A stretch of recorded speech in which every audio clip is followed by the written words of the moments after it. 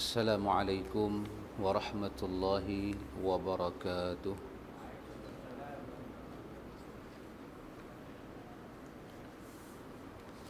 إن الحمد لله نحمده ونستعينه ونستغفره ونعوذ بالله من شرور أنفسنا ومن سيئات أعمالنا. من يهده الله فلا مضل له ومن يضلل فلا هادي له. أشهد أن لا إله إلا الله وحده لا شريك له وأشهد أن محمدا عبده ورسوله. اللهم لا سهل إلا ما جعلته سهلا وأنت تجعل الهزن إذا شئت سهلا. ربي يسر ولا تعسر ربي تمم بالخير. آمين اللهم آمين. أما بعد، إخوة في الدين أعزكم الله. Di dalam satu hadis cerita daripada seorang ulama tabi'in, nama dia Al-Haris bin Suwaid radhiyallahu an. Kata dia, haddatsana Abdullah bin Mas'ud bihaditsain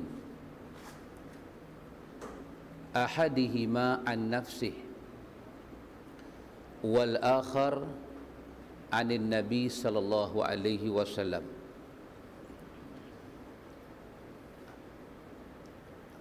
Al-Haris bin Suwaid dia cerita, dia kata haddatsana Abdullah bin Mas'ud bihaditsain. Dia kata Abdullah bin Mas'ud satu hari dia cerita pada kami dua hadis.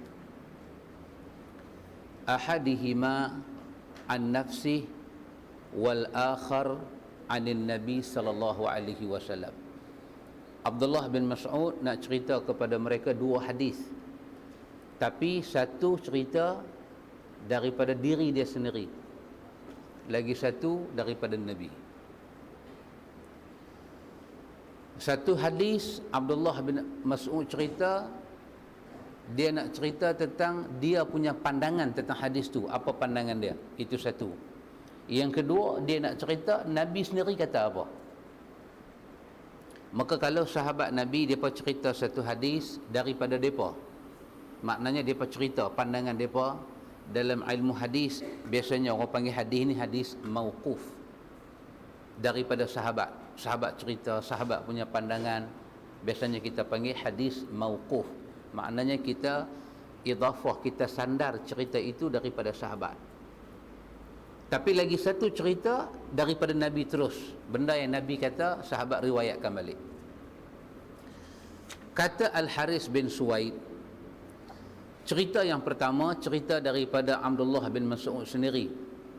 Qala Abdullah, innal mu'min yara zunubah ka'annahu fi asli jabal yakhafu an yaqa'a alaihi. Abdullah bin Mas'ud kata, innal mu'min, sesungguhnya yang dikatakan orang beriman itu yara zunubah, dia ni bila dia buat dosa, orang beriman bila dia buat dosa, dia melihat dosa dia itu ka'annahu fi asli jabal yakhafu an yaqa'a alaihi. Orang beriman bila dia buat dosa, dia melihat dosa itu seumpama satu bukit yang besar. Yang bukit itu mula tak stabil, nak runtuh atas kepala dia. Itu dikatakan orang beriman. Orang ni kalau dia ada iman, larangan Allah, dosa tu dia tengok macam satu benda yang tak selamat. Anytime, bila-bila masa bukit ni boleh jatuh ke atas dia. Dia melihat dosa dia buat itu seperti itu. Ini kata-kata daripada Abdullah bin Mas'ud. Ini hadis yang pertama yang Al-Harith bin Suwaid kata Abdullah bin Mas'ud nak cerita dua hadis, satu dari dia, satu daripada Nabi. Wa annal fajir, sebaliknya yang kata orang jahat ni, orang yang banyak dosa ni, orang fajir, orang yang tak ada iman ni, yara zunubahu kazubabin waqa'a ala anfi. Orang tak ada iman, orang fajir, orang tak ada iman, orang kafir juga dipanggil fajir. Orang yang darah daging dia maksiat juga dipanggil fajir. Orang tak ada iman, pendek kata orang tak ada iman, dia ni kalau dia buat dosa, yara zunubah, dia melihat dosa-dosa hak banyak-banyak ni, kazubab, macam satu lalat ni. Zubab maksud dia lalat, macam sekok lalat. Waqa'a ala anfih, yang sekok lalat tu terbang-terbang menghinggap di hidung dia. Anfih ni hidung, anfun hidung, menghinggap di atas hidung dia. Wa qala bihi hakaza. Abdullah bin Mas'ud pun dia buat tangan macam tu. Lalat mai dia buat tangan lagu tu. Lalat mai atas hidung, satu orang tu buat tangan lagu tu, dia halau lalat tu bih. Fatara, maka lalat tu pun terbang bih. Abdullah bin Mas'ud kata orang fajir, orang tak ada iman, dia dengan dosa macam tu. Kira macam lalat mai ke satu tempat, kita ribah pi, satgi mai pula ribah pi, satgi mai pula ribah pi. Lepas dia buat satu dosa, dia buat pula satu dosa, dia buat tu tak ada rasa salah, tak ada rasa dia tu tak ada, benda ni semua tak mai. Kata Abdullah bin Mas'ud, waqala, kata Abdullah bin Mas'ud, qala Rasulullah sallallahu alaihi wasallam. Baru dia cerita yang kedua, baru dia cerita hadis yang kedua. Tadi dia cerita dia nak kata apa. Orang beriman bila dia buat satu dosa, dia tengok dosa tu lagu mana, macam mana satu bukit. Yang bukit itu tak stabil, nak runtuh atas kepala dia. Yang tu orang beriman tengok dosa. Dia buat satu dosa, dia memang rasa takut. Istighfar, taubat, susuli dengan kebaikan, mula sedekah, mula nak baca Quran, mula nak cari kebaikan. Tapi orang yang jahat, orang yang tak ada iman, dia buat satu dosa, macam seekor lalat mai atas hidung dia. Dia keh lagu tu, fatara. Lalat tu pun terbang. Sekejap mai pula, keh pula. Dia lepas buat dosa, itu kerja orang tak ada iman. Maka kata Abdullah bin Mas'ud, aku nak cerita pula apa yang Nabi kata. Qala Rasulullah sallallahu alaihi wasallam, Nabi bersabda, Nabi kata, Allahu afrahu bi taubati ahadikum min rajulin bi ardi dawiyah mahlakatin ma'ahu rahilatuh alaiha zadu wa ta'amuhu wa syarabah. Nabi kata Allah Ta'ala itu lebih suka bila satu hamba itu buat dosa, kemudian hamba itu bertaubat kepada Allah. Satu orang buat dosa, lepas tu dia bertaubat kepada Allah. Allah suka pada orang ini seperti satu orang laki-laki, Nabi kata, yang dia ni berkelana di satu kawasan, kawasan padang pasir. Di atas dia punya kenderaan itu, Nabi kata alaiha zaduhu, ada segala bekalan dia, ada segala makan, ada segala minum. Dan Nabi kata wama yuslihu, dan semua kebaikan-kebaikan itu ada di situ. Fa'adhallaha, tengah-tengah dia berkelana begitu, Nabi kata tiba-tiba dia sesat. Fa kharaja fi talabiha, bila dia sesat sampai pada peringkat kenderaan dia itu hilang, Nabi kata. Maka dia pun mula duk cari balik, tak mana kenderaan dia pergi, yang duk ada makanan di situ, duk ada bekai, ada minum, ada segala khazanah digantung tengah belakang menatang tu. Menatang tu pun pergi hilang, dia pula pergi sesat. Maka dia cari lagu mana, Nabi kata hatta iza adrakahul maut, cari ni setengah mati, dengan lapar, dengan tak larat, dengan dahaga, setengah mati, dengan rokok pun tak ada hisap. Yang tu Nabi tak abang lah, tu saya abang. setengah mati punya duk cari binatang ni. Maka dia kata kat diri dia, irji' ila makani alladhi adlaltuha fihi fa amutu fihi. Dia pun kata kat diri dia, buat apalah aku cari teruk-teruk lagu ni, baik aku balik tempat asal. Kalau aku nak mati pun aku mati tang situ. Maka dia pun faraja'a ila makanih, dia pun pi ke tempat asal binatang tu hilang. Faghalabathu ainuhu fastaiqadha, dia pun letih berjalan setengah hari punya duk cari dengan tak larat, dengan lapak ayak, dia pun sandak kat pokok, lena api dah. Fa iza rahilatuhu 'inda ra'sihi 'alaiha ta'amuhu wa syarabah. Bila dia buka mata daripada jaga, dia nampak yang kata kenderaan yang hilang tadi itu, yang dia cari suku maut tadi itu, ada depan mata dia. Bekalan tak hilang, minum duk ada, makan duk ada, semua duk ada. Nabi kata dia punya seronok dengan benda tu. Nabi kata Allah lebih seronok daripada dia bila ada satu hamba buat dosa, tiba-tiba kata astaghfirullahaladzim. Dalam satu riwayat lain kata apa? Kawan yang berkelana ni, dia punya seronok. Segala menatang ni mai balik kat dia, yang ada makanan, ada minuman, ada semua ni, dia punya seronok tu sampai dia tersilap cakap. Dia kata apa? Dia kata, ya Allah, engkau hamba aku Tuhan engkau. Silap. Apa orang putih kata apa? Seronok ni dia panggil apa? Glad ke? Glad. Seronok, dia terlampau seronok lah. Pakai Melayu juga lah, senang. Dia seronok. Dia seronok, dia terlampau seronok tu sampai dia tersilap kata. Dia kata, Allahumma anta abdi wa ana rabbuk. Ya Allah, hanglah hamba aku Tuhan hang. Pasal apa dia silap? Punya seronok. Apa Nabi kata? Nabi kata, Allahu afrah bi taubati ahadikum. Allah lebih seronok bila kamu buat dosa, lepas tu kamu taubat, daripada hamba Allah yang seronok dapat balik menatang yang sesat tadi, mai kat dia balik. Kata Abdullah bin Mas'ud, yang tu Nabi kata. Hak mula tadi aku kata. Hadis ini adalah hadis yang hasan, lagi sahih, riwayat At-Tirmizi. Jadi apa yang kita nak cerita daripada hadis tu? Nak ceritanya, dalam hadis ni Abdullah bin Mas'ud dia nak cerita tanda orang yang ada iman tu apa dia. Tanda orang yang ada iman ni, dia tak boleh senang duduk. Kalau dia buat salah, dia tak boleh senang duduk. Dia buat salah, dia bagi susah orang, dia penayang orang, dia tersilap sampai hidup orang jadi tunggi langgang, dia tak boleh hidup. Orang putih kata apa? Guilty conscious.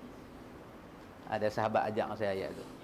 Guilty conscious. Dia rasa dalam ni semak perut dalam ni, rasa salah, rasa macam duk tikam ni, benda tajam duk tikam, ulu hati, jantung, empedu, limpa, semua duk tikam.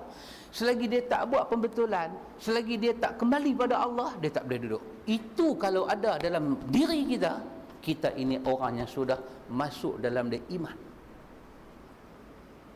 Tapi kalau sebaliknya buat satu dosa macam lalat tadi, Allah, dia curi barang orang, Allah, aku curi barang orang, dia kata, hak curi balak pun ada. Dia buat perbandingan yang kalang kabut naik di atas ni. Maka itu sebagai tanda orang yang tidak ada iman di sisi Allah. Jadi bila kita rasa kita ni salah, bila kita tak boleh duduk dengan kesalahan kita, Nabi SAW kata apa pada kita? Nabi kata sesungguhnya Allah Ta'ala nak sambut kita, dia punya seronok perasaan tu ada kat kita. Perasaan kata kita salah, kita terlewat semayang rasa salah, kita tengok 2-3 hari dah tak baca Quran, awak aku jadi lagu ni, dia main perasaan lagu tu. Allah seronok tengok perasaan tu ada dekat kita. Allah seronok perasaan tu ada. Maka kita kena usahalah tumpang nyawa duk ada di badan ni, sebelum keikapan mai, bau kemian di hidung, jiwa tu, daging darah tu, kita nak bagi rasa ada dalam diri kita.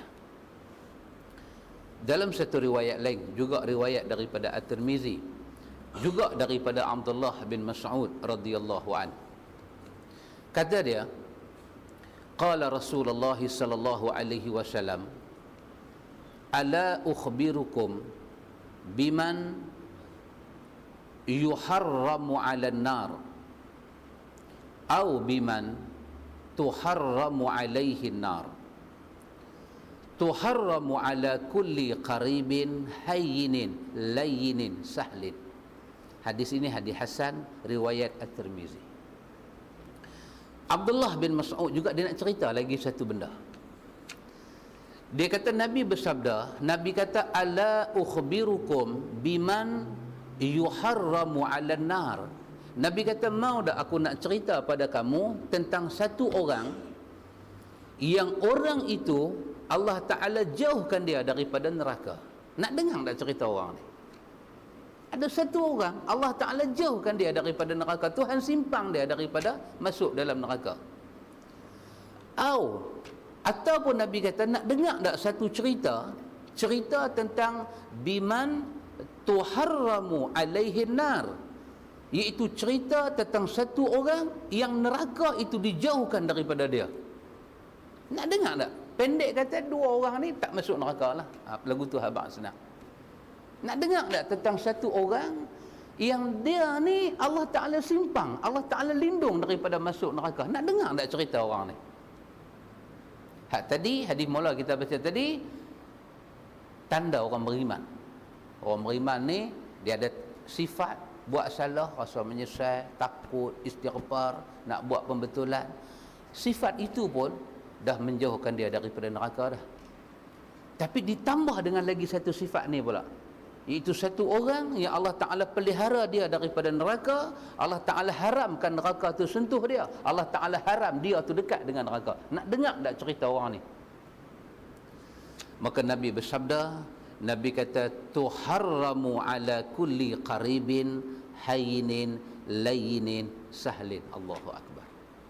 Nabi kata diharamkan neraka itu ke atas semua orang yang ada 4 sifat ini. Sifat apa? Yang pertama qaribin, sifat qarib. Sifat qarib ni sifat apa? Sifat kita dengan orang Islam ni, kita rasa dia dekat dengan kita, qarib, dekat. Sifat tu kalau ada dalam diri kita, neraka mula menjauh kita. Tapi kena semayang jugalah. Duk ada sifat tu, semayang tak masuk neraka lain pula. Kita ada hak beriman elok, dah tutup aurat je semua, duk mengaji elok dah macam kita ni. Tambah dengan satu sifat, apa dia? Kita jumpa orang Islam ada rasa qarib, dekat dengan dia, hampir. Kita rasa jiwa kita besar dengan dia. Yang Nabi kata bila jumpa orang Islam bagi salam, bila jumpa orang Islam mau senyum, yang tu ada kat kita. Satu. Yang kedua Nabi kata apa? Hayyinin. Dalam diri kita ni bila tengok orang lain, kita ada sifat hayyinin, rasa nak mudah dengan dia. Urusan kita dengan dia ni nak bagi mudah. Hayyinin, sifat tu ada pada kita. Yang ketiga, Nabi kata layyinin, lemah lembut. Orang yang lemah lembut, orang yang berbudi bahasa ni. Dan yang keempat, Nabi kata sahlin, orang yang dia buat semua orang senang dengan dia. Siapa pun berurusan dengan dia, jawapan dia sahlin, senang. Nabi kata siapa yang ada 4 sifat ini, qaribin, hayyinin, layyinin, sahlin, Nabi kata Allah Ta'ala haramkan dia daripada neraka, dan neraka itu dijauhkan daripada dia. Hadis ini hadis hasan riwayat At-Tirmizi. Jadi ikhwatu fid din, a'azakumullah, kita hadap mengaji siang malam pagi petang, benda ni ada tak ada kita? Ulang lagi sekali, boleh. Yang pertama Nabi sebut apa? Nabi kata tuharramu ala kulli qaribin, diharamkan neraka itu ke atas semua orang yang ada sifat qarib. Apa dia qarib? Dekat. Jiwa dia dengan jiwa orang Islam tu, dia rasa dekat, dia rasa macam adik-beradik, dia rasa dekat walaupun dia tak tahu nama kawan tu. Qarib, dia rasa hampir, dia rasa dekat. Yang kedua, hayyinin. Dia sifat apa? Sifat dia ni nak bagi mudah orang. Hayyinin, bagi mudah. Kita dengan dia ni, dengan orang lain semua jadi susah. Mai kat dia, yang susah kat orang lain tu mudah kat dia. Hayyinin, mudah. Yang ketiga, layyinin. Kalau kita mengaji tajwid, dia ada mat lin. Lin. Layyinin tu lin lah. Maksud dia apa? Lemah lembut. Orang ni orang yang lemah lembut, bercakap lembut, sopan santun, orang kata berjurus molek. Tingkah laku dia tu dipandang Allah. Kesopanan dan kesusilaan tu rukun negara tu. Kenapa itu? Kesopanan dan kesusilaan tu ada pada dia. Apa dia? Layinin, lemah lembut. Bukan lemah lembut dia jadi sotong tangan gantung sebelah. Tu dah. Itu tak masuk. Ni lemah lembut, ni budi bahasa dia. Jumpa orang, Assalamualaikum, adab makan, dia pergi rumah orang, orang bagi makan, ringan tangan nak ambil pinggan tu, nak pergi letak atas sin orang nak basuh, ringan tangan, ringan. Dia jadi tetamu rumah orang, orang selesa dengan dia tu, lainin, lemah dia ni, lemah lembut. Dan yang keempat, Nabi kata sahlin. Sahlin apa dia? Senang. Berurusan dengan dia ni semua jadi mudah, jadi senang, jadi selesa. Nabi kata orang Islam yang ada 4 sifat ini, qaribin, hayyinin, layyinin, sahlin. Hampir dengan orang Islam, mudah dengan orang Islam, lemah lembut dengan orang Islam, senang berurusan dengan orang Islam. Nabi kata siapa ada 4 sifat ini setelah dia beriman pada Allah dah elok dah, dia ada sifat ni. Nabi kata dalam hadis At-Tirmizi, hadis hasan ni, neraka dijauhkan daripada dia. Allahu akbar. Lepas itu kita kena tadah tangan, ya Allah, sifat-sifat ni bagi kat aku, ya Allah. Bagi kat kita semua ni sifat-sifat yang menjadi orang baik-baik ini, sifat-sifat mukmin ini, ya Allah, masukkanlah kami daripada sifat-sifat ahli syurga ini. Amin. Allahumma amin. Jadi ikhwan wa akhawat a'azzakumullah, yang Nabi ajak kepada kita itu kita ambil sebagai satu pedoman, kita jadikan dia sebagai kita punya akhlak dalam hidup kita, insya-Allah. Kita sambung baca Riyadhus Salihin jilid yang kedua muka surat 40. Jilid yang kedua muka surat 40, kita masuk kitab yang baru, iaitu kitab Adabus Safar. Kitab berkenaan dengan adab-adab orang bermusafir. Musafir ni tak kira lah. Musafir pergi Mekah ke, pergi umrah ke, janji keluar rumah musafir kita. Maka dia ada adab. Adab bukan adab orang tua-tua buat, adab yang Nabi ajak. Yang tu yang penting. Dia ada benda yang orang tua-tua ajak, ada benda orang tua-tua ajak bercanggah dengan sunnah, ada benda orang tua-tua ajak tak bercanggah dengan sunnah. Tu kita pakai. Jenis keluar rumah tak boleh pandang belakang, yang tu tak boleh. Dia start kereta jadi macam member saya. Start kereta berung ke tepi. Apa korang tengok-tengok bini dia tak ada. Dia nak pergi sorang-sorang. Bini dia duduk dalam, tak keluar lagi. Yang tu kalau tak boleh pandang belakang, ini semua adab kita tak mau. Adab yang tak bercanggah dengan sunnah, tak bercanggah dengan Al-Quran, itu boleh kita pertahankan. Tapi yang bercanggah itu kita tak mau. Kerana itu kita nak tengok dalam tajuk Kitabul Adabus Safar apa yang Nabi ajak kepada kita. Baik. Tajuk yang kita baca ini itu tajuk bab istihbab al-khuruj yaum al-khamis wal istihbabuhu awalu an-nahar. Iaitu bab disunnahkan kepada kita kalau kita nak musafir, sunnah bermusafir pada hari Khamis dan pada pagi hari. Sunnah kalau kita nak keluar hari Khamis dan keluar pagi-pagi. Apa yang anda keluar pagi-pagi tu, dia mula nak bawa hadis-hadis ini. Satu, an Ka'ab bin Malik radhiyallahu anhu anna an-nabiy sallallahu alaihi wasallam kharaja fi ghazwati Tabuk yaum al-khamis wa kana yuhibbu an yakhruja yaum al-khamis, muttafaqun alaih. Wa fi riwayatin fi as-sahihain laqallama kana Rasulullah sallallahu alaihi wasallam yakhruju illa fi yaumil khamis. Daripada Ka'ab bin Malik radhiyallahu an, bahwasanya kata dia Nabi sallallahu alaihi wasallam keluar untuk berperang Tabuk pada hari Khamis, dan beliau memang suka keluar musafir pada hari Khamis. Hadis ini hadis Bukhari dan hadis Muslim. Cuma hadis ni dalam dalam syarah kepada Riyadhus Salihin ada perbahasan ulama sikit. Yang pertama, ulama bahas adakah menjadi tuntutan kalau kita musafir mesti hari Khamis? Di sana ada perbahasan. Fuqaha kata hadis ini adalah hadis ahwal. Ahwal ni maksud dia menceritakan Nabi itu suka macam ni. Nabi itu kalau dia nak musafir, dia suka hari Khamis pagi-pagi keluar.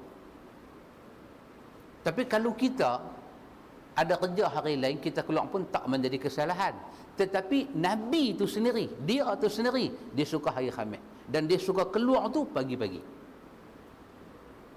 Keluar malam ni sekali aja Isra' Mi'raj. Itu keluar malam. Itu keluar malam.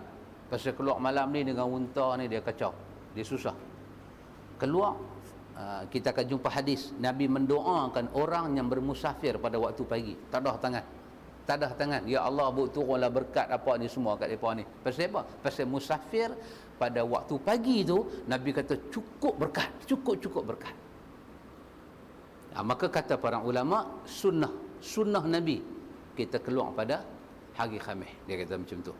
Dan dalam satu riwayat lain dikatakan jarang sekali Nabi keluar melainkan pada hari Khamis.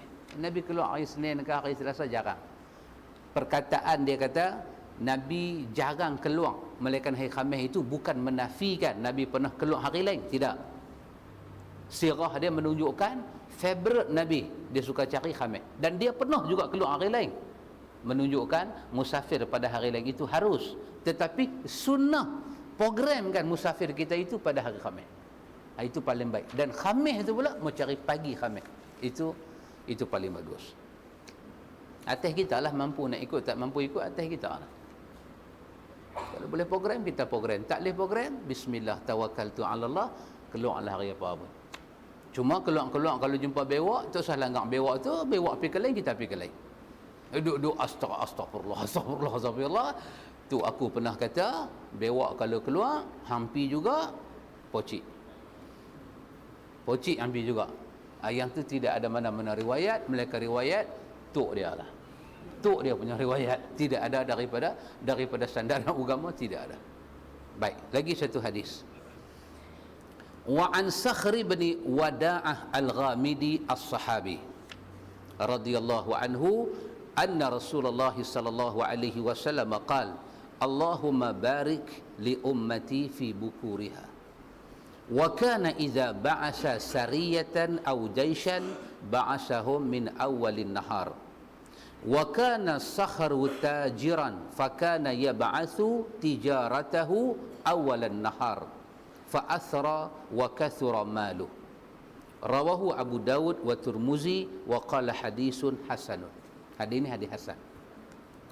Daripada Sakhr bin Wada'ah al-Ghamidi as-Sahabi. Ghamidi satu jenis apa itu suku kaum yang depa ni terkenal dengan kejahatan.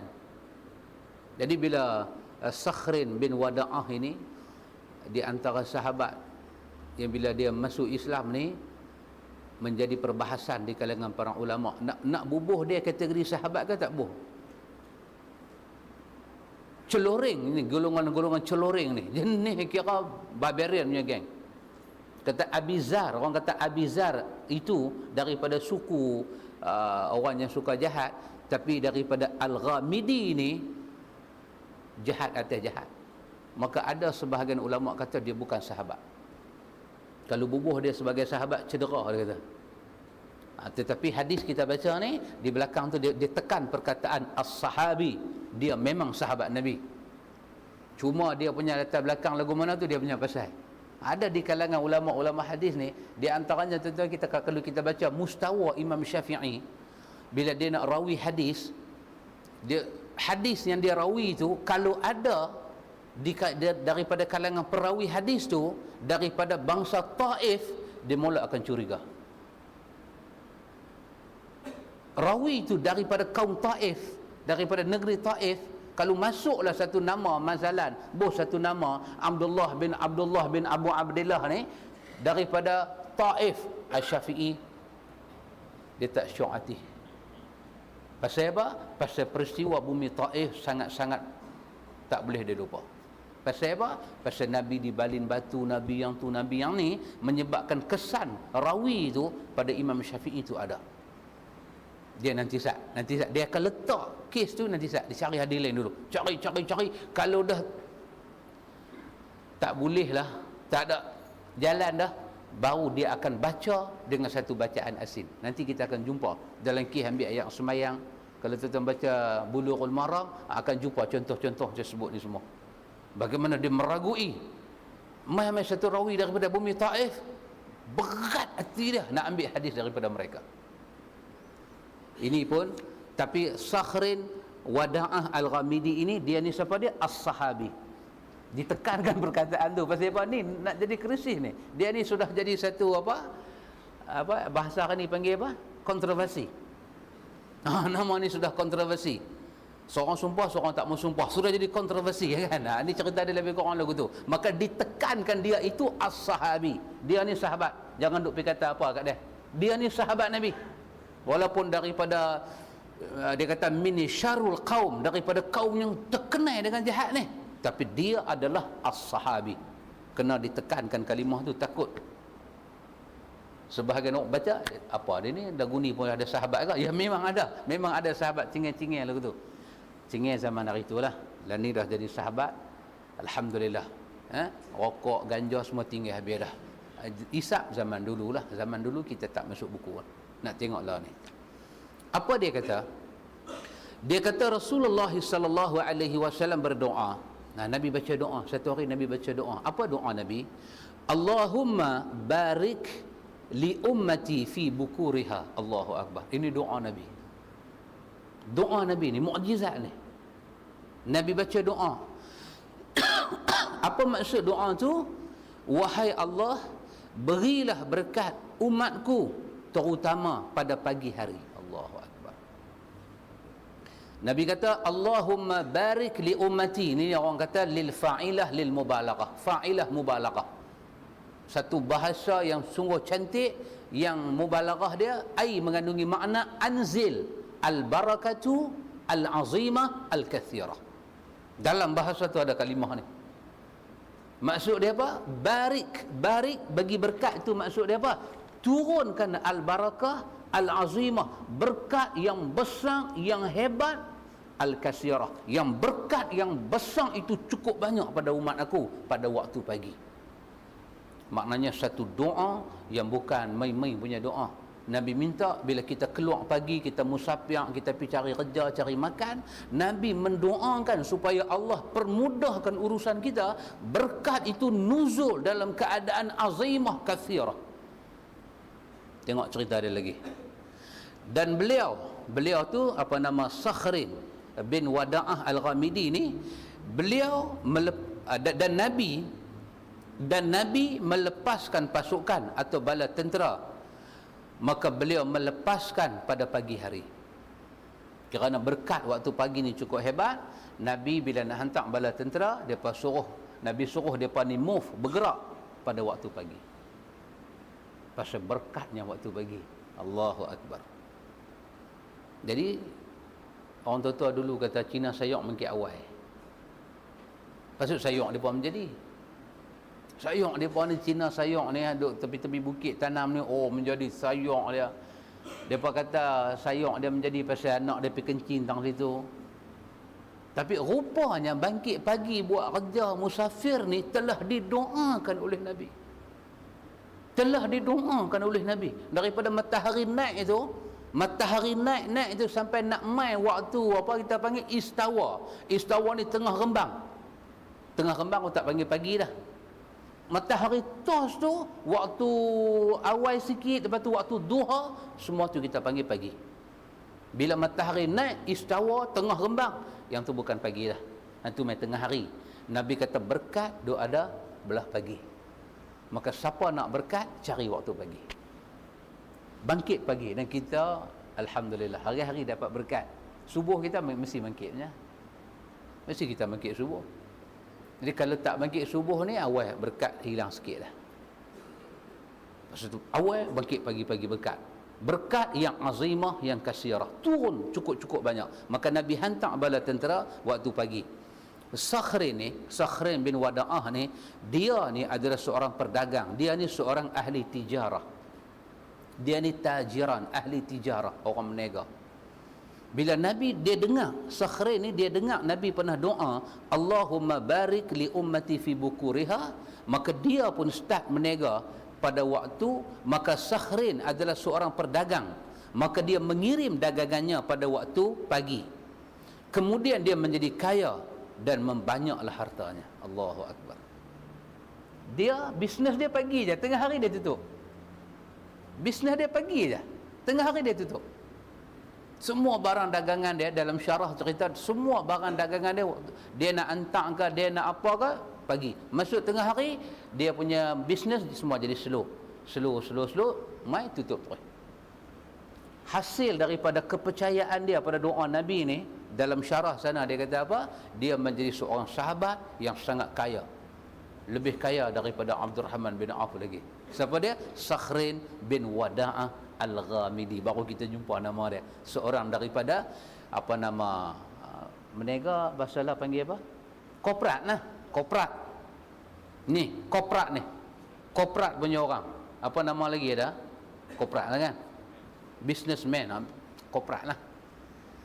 Berkat meniaga dia. Hadis ini adalah hadis hasan, riwayat daripada Abu Daud. Itu yang Nabi suruh kita cari waktu pagi, bangkit pagi, musafir waktu pagi. Maka Imam Nawawi rahimahullahu ta'ala, dia nak ambil dua hadis ni, hadis yang kata Nabi doa waktu pagi, menjadi dalil kata kenapa kita keluar musafir waktu pagi. Dan betul lah ikhwan, betul. Saya tanya dekat satu polis trafik ni, dia kata kat saya, dia kata, Ustaz, antara 7 pagi, 8 pagi, 9 pagi, 10 pagi, 11 pagi, dia kata susah nak jadi aksiden. Dia kata aksiden ni malam, tengah hari, maghrib. Pasal saya pergi ceramah dekat balai polis, saya baca hadis ni. Saya baca hadis ni dekat balai polis. Polis yang baik lah, bukan polis tangkap saya, polis yang baik. Kan ada juga kan. Dia habaq lagu tu. Dia kata kes trafik ni, dia kata kebiasaan yang kita duk handle, dia kata pagi ni, dia kata Ustaz, dia punya apa, orang putih panggil movement, pergerakan dia tu cukup orang putih kata apa? Smooth. Very smooth. Movement dia tu very smooth, cantik. Mai tengah hari dia mula kelang kabut dah.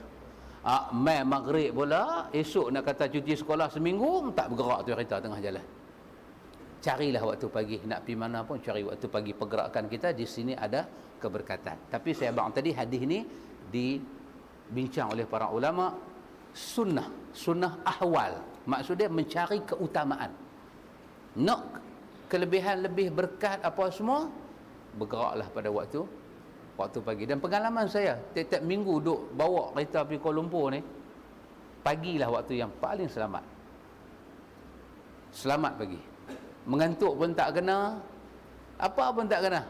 Bawa kereta elok-elok, jalan semua kosong, tak mana kita nak sampai, kita boleh sampai. Hang drive lepas Isya ni, kena berhenti, radik kopi Nescafe semua nanti berimpun dalam perut, lena terus, accident pula kat atas. Ni malam punya cerita. Pagi ni cantik waktu pagi. Rupanya bukan Cina Sayak mangkit pagi, orang Islam kena mangkit pagi. Ini ada sunnah yang cukup berkat. Tajuk baru, iaitu bab sunnah membentuk rombongan dan memilih seorang di antara mereka sebagai pemimpin. Bila kita nak keluar, jangan keluar seorang-seorang. Dia sunnah jangan keluar seorang-seorang, kecuali orang putih kata desperate lah, terpaksa dan tak ada siapa nak teman kita. Bismillahirrahmanirrahim, jalan biar. Aci boleh telefon kawan, sahabat, senang tak senang, jom. Dan sahabat kita nak telefon ni pun sahabat yang cerdik lah. Kena habaq sahabat, jom nak pergi jauh ni, ada jom terus. Sepatah haram dia tak habaq apa. Di sini jadi macam mana lemah dalam ayat laut. Cari dia tak mana tak jumpa. Ada juga lagu tu, korang vitamin. Korang vitamin. Ada lagu tu. Kita kata jom tu, dia jom terus. Sepatah haram dia tak habaq siapa. Dia dah sampai Rawang, di sini duk melupuk, awak dia tak balik rumah lagi. Korang vitamin. Kena habaq sahabat, pesan habaq ke orang tu, habaq ke orang ni, kata entah nak pergi sana, cari kawan musafir. Iaitu daripada Ibnu Umar radhiyallahu anhuma qala qala Rasulullah sallallahu alaihi wasallam law anna an-nasa ya'lamuna minal wahdah ma a'lamu ma sara rakibun bil laili wahdah, rawahul Bukhari. Iaitu Nabi kata daripada Ibnu Umar radhiyallahu anhuma, kata Ibnu Umar, Rasulullah sallallahu alaihi wasallam bersabda, seandainya manusia mengetahui bahayanya orang bermusafir sendiri sebagaimana aku ketahui, nescaya tidak ada seorang pun berani berjalan sendiri pada waktu malam. Itu dia Nabi sebut, hadis Bukhari. Dalam syarah kepada hadis ni, di antaranya Dalilul Falihin, dalam syarah kepada hadis ni, dia kata apa? Dia kata Nabi kata, kalau sekiranya hampa benar-benar ada pengetahuan tentang bahayanya musafir tengah malam, hampa tak akan keluar rumah tengah malam seorang-seorang. Cukup bahaya, Nabi kata. Maka disyarahlah hadis tu. Disyarah lagu mana? Dia kata satu, dia kata keselamatan. Keselamatan. Nak terlap ni, musuh bawa kereta ni mengantuk. Lepas tu tengok orang bawa kereta suka hisap rokok pasal kes mengantuk. Nak marah pun tak boleh. Tapi marah jugalah. Betul dia, terutama kita seorang-seorang ni dengan aircon tu. Pasal tu kadang-kadang orang gila muzik musafir. Sunyi sepi. Macam duduk dalam kubur, sunyi sepi. Boh satu lagu. Mula lagu Mahizin. Mahizin. Boh satu lagu Mahizin. Duk insya-Allah barakallah. Last sekali tukar Mahizin, bubuh lagi satu Faizal Tahir pula. Aku suka engkau, aku benci, aku benci, aku benci. Lagu tu punya lagu pun dia boleh buat dan laris pula atas pasaran. Fahamnya mangkam dia hamba Allah ni. Kan? Bubuh lagu Faizal Tahir. Segak mata, buh satu rokok, sebelah tangan dia pegang steering, punya duk pergi dah. Hilanglah mengantuk, hilanglah mengantuk. Ini semua Nabi kata satu bahaya. Satu bahaya Nabi kata, bahaya. Tak sah musafir seorang-seorang tengah malam. Cari kawan. Kalau hampa tahu apa yang aku tahu. Ulama terjemah dalam syarah dia kata apa? Nabi punya nahabak kata mudarat tu besar. Kalau hampa boleh nampak apa nak jadi tengah malam ni seorang-seorang duk pi. Hampa tak akan pi kalau hampa tahu macam aku tahu. Tapi masalah hampa pi juga pasal hampa tak tahu apa yang aku tahu. Maka dalam syarah sana dia kata seolah-olah dalam hadis ni ada macam satu larangan keras. Jangan musafir pada waktu malam. Di sana ada khilaf di sisi para ulama. Khilaf larangan itu larangan apa? Kata para ulama sebenarnya larangan itu makruh. Tak digalakkan. Nak mencari keutamaan tak sah musafir tengah malam kecuali tak ada jalan lah. Nak tunggu pagi tak ada lah. Kita punya kerja pagi-pagi dah kena ada sana, meeting mana punya hotel, mesyuarat, seminar, nak kena keluar awal, nak pergi sana, nak keluar awal pula siang kita kerja, lepas asar baru boleh keluar. Duk keluar lepas asar, matahari pelan duk tenggelam, bulan pelan duk timbul, gelap lah. Itu bismillah, doa banyak-banyak pada Allah. Bukan nak khilaf dengan sunnah, tetapi kita punya apa orang panggil bi'ah kita ni, persekitaran kita ni menyebabkan banyak-banyak daripada keutamaan dalam sunnah itu tak dapat diangkat. Tengok lagi sekali Nabi punya nahabak kata, jangan duk pi kerja, duk keluar seorang-seorang jalan jauh ni. Jangan. Dia mukmin lagi satu hadis, iaitu daripada Amru bin Syuaib. Kata dia daripada bapa dia, daripada tok dia radhiyallahu anhum. Kata dia qala Rasulullah sallallahu alaihi wasallam, ar-raqibu syaitanun. Tu dia Nabi guna bahasa tu. Ar-raqibu syaitanun. Warakibani syaitanani. Syaitanani. Jangan pergi buat nama orang pula ni. Syaitanani wathalatha rukbun. Rawahu Abu Dawud wa Tirmizi wa Nasa'i bisanad sahihah. Wa qala Tirmizi hadisun hasan. Hadis ni paling rendah martabat dia hasan. Itu daripada Amru bin Syuaib, daripada ayah dia, daripada tok dia radhiyallahu anhum. Kata depa Rasulullah sallallahu alaihi wasallam bersabda, Nabi kata orang yang bermusafir sendiri laksana satu syaitan. Nah tu dia. Nabi kata orang pergi musafir seorang-seorang ni dia laksana satu syaitan berjalan. Nabi kata dua orang yang bermusafir laksana dua syaitan. Kalau kita ada dua orang, kita macam dua syaitan jalan. Maksud dia apa? Dia punya gangguan tu, dia punya ghaflah tu senang. Nabi nak cerita ni. Dan 3 orang bermusafir, itu baru satu rombongan. 3 orang keluar satu rombongan, itu baru betul Nabi kata. Maka tak ada lah syaitan. Dalam syarah tu dia bagi penjelasan pasal apa? Pasal kalau kita musafir seorang-seorang, benda mula kita akan gugur fadilat apa? Fadilat sembahyang jemaah mula akan gugur. Kita musafir seorang-seorang, tambah macam kita hari ni RNR merata tempat dengan surau dia macam tu, mana ada jemaah? Melainkan kita satu kereta lah pergi bentuk jemaah, baru ada jemaah. Mana ada azan, mana ada iqamah, tak ada ah. Jangan duk cerita benda ni semua, tak ada. Mula-mula gugur fadilat sembahyang. Sedangkan musafir itu dibenarkan kita pendekkan sembahyang, jamak kasar, pasal nak mencari kelebihan dia. Tapi bila hang buat seorang-seorang, silap-silap hang lalai, tak sembahyang terus. Boleh pergi kalik. Seorang-seorang punya duk bawa kereta ni, boleh duk kalik, tak sembahyang terus. Maka Nabi kata macam satu syaitan. Gugur fadilat ni macam 2 syaitan. Maka Nabi kata wasalasah rukbun. Kalau boleh keluar 3 orang satu kereta, 3 orang satu rombongan, Nabi kita best. Ini semua keutamaan. Tak boleh, Allah Maha mengetahui. Kalau boleh, buat. Boleh buat, sedapat mungkin buat. Jangan musafir seorang-seorang. Tapi kalau tak boleh, kita dengan orang perempuan kita aja, anak, ada benda penting, itu tak apa. Ini nama dia kelebihan dia. Dan lagi satu hadis, wa an Abi Sa'id wa Abi Hurairah radhiyallahu anhuma qala Rasulullah sallallahu alaihi wasallam idza kharaja salasatun fi safarin falyu'ammiru ahadahum. Hadisun hasanun wa rawahu Abu Daud bi isnad hasan. Iaitu daripada Abu Sa'id dan Abu Hurairah radhiyallahu anhuma, 2 sahabat cerita hadis ni. Abu Sa'id Al-Khudri dengan Abu Hurairah radhiyallahu anhuma.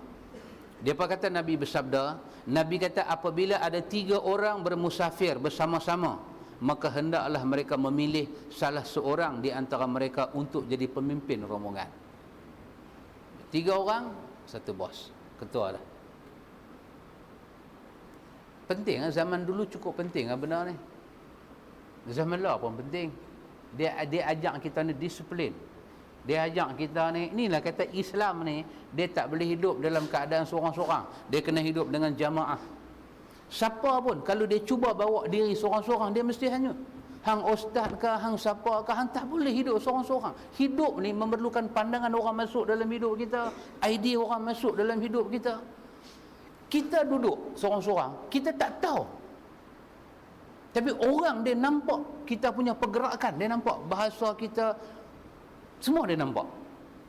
Kena ada pandangan orang mai. Ustaz, saya ingat lagu ni kot. Satu pandangan cukup baik punya kita bagi, Ustaz. Saya ingat lagu ni kot. Tapi kalau kita seorang-seorang, kita akan rasa apa yang kita buat tu best, the best. I try the best. I give the best. Aku buat yang terbaik. Sedangkan orang menilai kita, baik apa tak tu? Orang nilai baik. Pasal apa kita kata terbaik? Pasal kita tak dengar telinga kita ni, pandangan ni. Tak dengar. Kita tak dengar pandangan ni. Apa-apa pandangan ni. Apa kes pun dalam dunia macam tu memerlukan pandangan orang. Kita ustaz nak mengajar satu masjid, ustaz nak cancel kuliah satu masjid, telefon. Kata sahabat, entah rasa ke mana? Dekat ustaz, kadang-kadang kita pergi mengajar, sebahagian kita pergi mengajar, dia tak ra'i kita, dia macam tak mau. Saya kenal baru ni tengah mengajar, tutup lampu. Dah kita gelap, pergi tutup lampu pula. Apa punya mengkap betul lah. Masjid dia besar, belah selatan. Pelan mikrofon, rupanya nak habaq kata berhenti buang lah. Dia tak berkenan dengan bahasa kita cakap tu, dia tak berkenan. Dan dia pula ada rujukan lain. Rujukan dia tu nampaknya ada khilaf, ada tak sama dengan kita. So dia nak habaq kata jangan mai dah tu, dia malu Allah. Ustaz mengajak dia pelan sampai muslimat duduk ujung sana tu kena jalan mai duduk depan. 2 kali, 3 kali kena, ustaz duk faham dah. Ustaz duk faham dah. Masuk 4 kali, tak payah dah lah. Kadang kita nak sekat satu tempat, ambil pandangan sahabat. Sahabat, entah rasa lagu mana? Ana rasa tak sedap perut dah dia duk buat pelan mikrofon, derah pelan. Dah kita dah duduk dah mikrofon, masjid luas. Mikrofon tu tak on lagi. Kita dah on, pelang sana, dia pergi off pula. Takkan kita nak pergi buka pelang tu. Ambil kita jadi pengurusi terus. Kita kata, ustaz ingat kita tu salah berhenti bang. Dia pula bagi pandangan, ustaz jangan ustaz. Depa memang tak mau ustaz mengajak, tapi ustaz kena ingat jemaahnya mai lagu mana ustaz. Depa nak pergi tang mana lepas ni? Lagu tu punya pandangan kita dapat pula. Kalau ikut kita tak mau pergi dah. Tapi ustaz bayang ustaz. Ustaz duk baca kitab apa? Ustaz duk baca fikih sunnah. Fikih sunnah ni buat apa ustaz? Duk cerita semayang Nabi, puasa, zakat Nabi. Ustaz pergi stop lah kerana mangkak 2-3 ekor ni. Bukan mereka rugi. Mereka memang ustaz mengajak. Mereka tak duk. Yang rugi ni orang beli kitab. Ustaz kena ingat. Mereka bukan boleh ikut ustaz kata. Mereka ambil tang sini ya. Dan mereka pun selama ni tak tahu. Yang kata macam mana sembahyang ni. Ustaz fikir 2-3 kali. Sakit hati memang sakit hati lah ustaz. Tapi mana ada Nabi tak sakit hati, ustaz fikir balik. Dia pula bagi satu tazkirah pula kita. Itu telinga kita ni kena dengar ayat orang, kena dengar. Marah-marah lah kita ni, marah lah. Tapi ayat orang tu. Kadang-kadang saya selalu kena kenuri ya. Orang perempuan nanti main, abang jangan lagu tu abang. Sebab aku sakit hati kat dia, aku tak mau pergi kenuri. Jangan abang. Sakit hati saya pun sakit hati. Tapi satu benda abang kena fikir. Apa hukum pergi kenuri? Dia bagi satu tazkirah kat kita. Abang fikir, pergi kenuri ni hukum apa? Tak mau cakap lah. Abang lebih tahu daripada saya. Dan yang kedua abang fikir. Kalau abang tak pergi, apa orang nak kata? Orang bukan kata kat abang. Orang kata, lagu ni ustaz sunnah. Yang kena tu bukan abang. Sunnah kena abang. Satu macam dia duduk kata kita ni. Ikut kita ni, kita dah meluat dah nak pergi. Pasal apa? Tuan rumah dia menjemput kita. Dia suar tangan muka keleng. Oh, aku lapang sangat ke berani hang tu? Memanglah aku lapang. Tapi bukan aku lapang basmati hang. Tapi telinga kita ni kena tak ada. Kalau tengah kita marah buat keputusan, banyak benda kita tak nampak. Ustaz ke siapa pun, banyak benda tak nampak. Kena ada orang tua-tua. Pak Amit, taklah tua sangat, tapi warga emas lah. Dia warga emas lah. Kena, ustaz, macam mana? Kan kita baca hadis Imam Muslim. Nabi nak pergi ziarah siapa? Sa'ad bin Ubadah. Tengah-tengah duk jalan, pi dengan Usamah naik ke Kaldeh, jalan ke satu jalan, angin mai. Masa tu ada Yahudi, ada musyrikin, ada orang Islam, ada Abdullah bin Ubay bin Salul duduk tepi jalan. Bila Nabi ambil jalan tu, angin mai kuat, Kaldeh berjalan, debu naik. Yahudi tak kata apa nama Abdul Ausan, penyembah berhala, tak kata apa. Abdullah bin Ubay ni sudah sound. Awak dia kata, tak ada jalan kan nak pakai? Satu jalan kan punya doa dah. Tenyeh juga kat sini. Berabuklah. Hadis Imam Muslim, dia sudah sound macam tu. Nabi dengar dia sound, Nabi Assalamualaikum. Semua jawab, dia seorang tak jawab. Usamah tengok muka Nabi dah berubah, pasal Nabi rasa malu. Sampai ke rumah Sa'ad bin Ubadah, satu orang tua. Dia kata, Muhammad, budak-budak tu sambil hati ya. Kalau hang duk fikirlah dia buat tu, hang tak boleh buat apa Muhammad. Hang kena ingat satu benda Muhammad. Dulu sebelum hang pijak Madinah, apa kita kata, simbol pemimpin itu dah nak diletak dah atas kepala dia. Bila hang masuk Madinah Muhammad, banyak orang pergi kepada hang, minta pandangan hang, wahyu turun, hang baca Quran, semua dapat hidayah. Kalau hang duk layanlah dia sekok ni, iri hati dia kat hang tu tinggi Muhammad. Kalau sekok tu hang layan Muhammad, satu Madinah rugi tak dapat hidayah Allah. Sa'ad bin Ubadah bagi nasihat kat Nabi. Satu orang tua bagi nasihat. Nabi kata, tak apa, aku maafkan dia. Tak, kalau Nabi dah nak tadah tangan dah, Allahumma alaik, ya Allah ya Tuhan, aku serah dia ni kat hang, hang laknatlah dia. Nabi dah nak kata dah doa macam tu. Satu orang tua yang bagi nasihat kat telinga Nabi. Kena nasihat tu kan. baru dia jadi nampak. Tak, kalau tak nampak, semua otak, semua jadi semua. Betul tak? Tema, siapa nak menikah satu, kau menikah dua.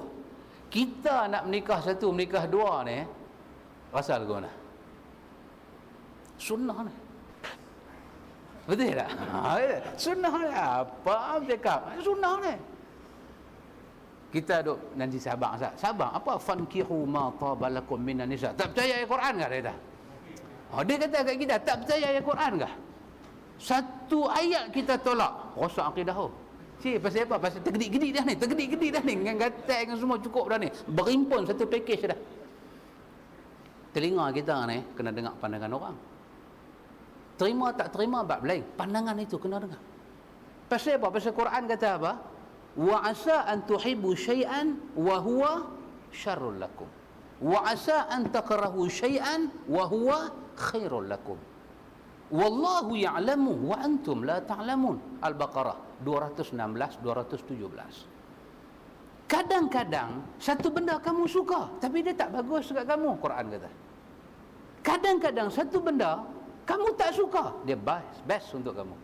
Allah yang tahu, kamu tak tahu. Ayat ni turun masa bila? Berkenaan dengan difardukan ayat perang. Sebelum tu, dia baru tanya, bila nak perang? Bila nak perang? Nabi kata sabar. Apa sabar? Mana boleh sabar? Golok perak dah sah dah. Bila nak perang? Bila? Sekali turun ayat ni, kutiba alaikumul qital wa huwa kurhul lakum. Difardukan kepada kamu perang. Nampak? Kamu mula tak suka?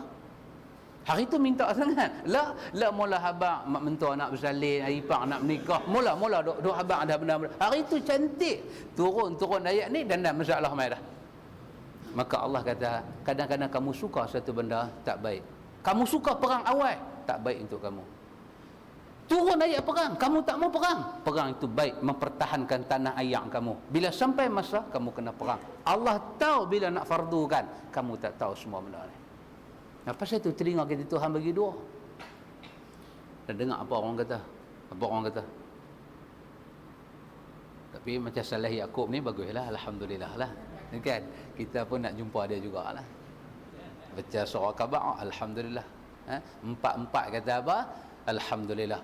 Kami rasa nikmat madu ni. Nikmat dia bagi tahu. Allah. Kita duk makan madu, nikmat lama dah kita rasa. Hari ni bini dia yang keempat tu kata, betapa indahnya hidup bermadu. Kita pun saja beli surah Kaabah tu bubuh tengah-tengah rumah. Saja beli bubuh tengah-tengah rumah. Pasal apa ni? Nak bagi kawan dia hangat hati. Nak bagi dia hangat hati. Dia pun hari tu jalan sampai tak keling langsung surah Kaabah, tak mau baca. Tapi bukan semua orang sampai tahap tu, bukan semua orang. Telinga kita ni, sahabat. Entah punya pandangan lagu mana. Anak mampu, anak gaji ribu-ribu sahabat. Bukan kata ribu lah, nak jadi puluh ribu dah ni. Gaji dia banyak, bisnes cantik sahabat. Jadi semua cantik. Anak nak menikah lagi satu, entah rasa lagu mana. Ni, telinga ni, kena dengar ni. Kita kawan ni janganlah duk fikir pas dia teruk sangat. Hang kalau nak menikah lah, Allah, niru tapak tangan apa? Melayu punya apa? Apa? Kecil tapak tangan. Allah, Stadium Merdeka aku tak dah bagi kat hang. Tak apa, aku tolong masuk Minang. Itu bukan buah mula. Buah mula sahabat fikir habis dekat. Takkan menikah fikir habis? Ya, fikir habis lah. Bukan soal dia apa dia? Satu benda yang susah jaga dalam dunia ni tuan-tuan, bukan jaga duit. Duit boleh bawa dalam bank. Apa yang paling susah dalam dunia ni nak jaga? Perasaan. Perasaan. Perasaan ni. Tu kawan cerita saya. Ustaz, apa pandangan Ustaz? Bini muda ni dia kata, bini tua ni, selama menikah anak 4, anak 5 ni, mana tak pernah makan luar. Dia menikah bini muda ni, dia main belahak depan bini tua. Belahak saja bagi dekat. Belahak. Bini tua tak tanya apa. Amboi, dia kata sedap ikan bakar. Dekat bini tua dah 17-18 tahun kahwin, tak pernah makan luar. Menikah baru 2 bulan, dia main belahak kata makan ikan bakar. Ikan bakar tu makan tang mana? Makan luar. Perasaan Ustaz lagu mana? Saya punya duk tengok kakak saya ni ustaz makan hati dengan bayi pak saya ni teruk. Tapi kak saya ni jenis pendam. Perasaan. Kita ada satu ni pun, Allahu Akbar. Ada hari kena blend. Ada hari jiwa tu kena blend, perang, blend. Bawang putih tu pun kasar lagi. Ni lumat lagi punya duk kena ni. Hang tambah lagi satu, maknanya hang ni satu super power. Boleh jaga perasaan. Pasal tu telinga orang ni kita kena dengar. Suara telinga kat orang tua-tua. Jangan suara orang muda kahwin lagi satu kira. Betul tak betul? Ya, sahabat kita anggap betul. Kita sama-sama muda kan. Kalau sahabat nak kahwin satu, mai tanya saya kira bukan kata sign dengan tangan, dengan kaki pun boleh sign. Cop jari dua kaki sekali bagi. Tapi cuba pisua telinga kita kat orang tua-tua. Ni macam Pak Amir, Pak Cik kita, pisua. Pisua telinga kita ni kat orang tua-tua. Kita ada dua telinga ni, pisua. Kata Pak Cik, saya ada hajat nak menikah lagi satu. Pak Cik cuba tengok rumah tangga saya daripada luar dan Pak Cik bagi satu pandangan kat saya. Pandangan saja, tak salah kan? Free, khidmat 24 jam. Pandangan ni percuma. Cuba bagi. Bukan orang nak halang. Ambil pandangan orang letak sebelah, kemahuan kita letak sebelah, ambil sejadah, ambil uduk, takbir. Allahu Akbar. Ya Allah, bagi pada aku kebenaran, ya Allah. Jangan sampai rosak hidup aku kerana benda ni semua. Aku bukan nak rosak, ya Allah. Aku nak hasanah fid dunia wa hasanah fil akhirah. Kalau ada fitnah di depan, ya Allah, hang halang aku cepat-cepat, ya Allah. Buat satu pertimbangan. Itu baru nama dia keputusan. Syura bainahum. Tak kalau hidup kita ada sengit. Elemen balansi tak sama, tayar makan. Tayar kalau makan dalam, boleh pelantin tayar tengah highway, lori duk pelantin tayar satu-satu punya duk lekang. Highway, tengah rumah tangga rancak duk pi. Gam kata kena satu musibah. Nak selesai tak boleh. Pasal itu, benda-benda macam tu dia perlukan pandangan. Ni, dia duk cerita kat kita. Bila kita keluar satu rombongan, satu ketua mau ada. Pandangan ni penting ni. Nak berhenti tak mana? Sungai Perak, Tapah Road, nak berhenti tak mana? Dia ni kata Sungai Perak, dia ni kata Tapah, dia ni kata Simpang Pulai. Pasal apa baru menikah orang Simpang Pulai? Nak berhenti Simpang Pulai kan? Satu ketua, jom kita berhenti Tapah. Semua nak pergi mana kan, nak mandi kan, nak apa, semua berhenti situ. Satu suara. One vision, one mission, one Malaysia. Satu. Begitu. Habaq kata kita ni satu kepala kita ni jalan be. Baik, lagi satu hadis. Wa an ibni Abbas radhiyallahu anhuma. Anin Nabi sallallahu alaihi wasallam qala khairus sahabah arba'atun. Allah, tengok hadis-hadis ni punya doa Nabi doa ajak kita. Wa khairus saraya arba'atu mi'ah. Wa khairul juyush arba'atu alaf. Wa la yughlaba 12,000 min qillah.